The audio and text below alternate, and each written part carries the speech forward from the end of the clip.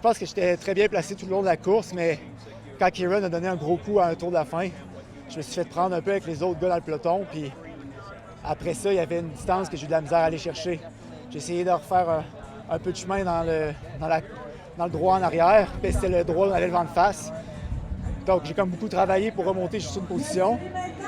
Puis à 100 mètres de la fin, je suis parti, puis je le rattrapais vraiment. Je savais que j'avais du jus, mais lui, il avait bien joué ses cartes, puis il avait pris un peu de distance juste assez tôt pour me semer. Mais je pense que ça paraissait que le dernier 100 mètres, c'était moi le plus rapide de tout le monde. Puis c'est le genre de vitesse de pointe qu'on recherche pour les Jeux olympiques.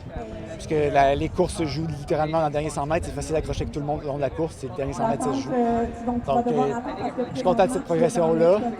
J'aurais aimé ça, signer le ticket à Canada, là, d'avoir gagné et signer ça. C'est sûr que je vais au jeu pareil, mais bon, je vais prendre la deuxième place. Puis je suis content d'aller dans mes deuxièmes Jeux olympiques.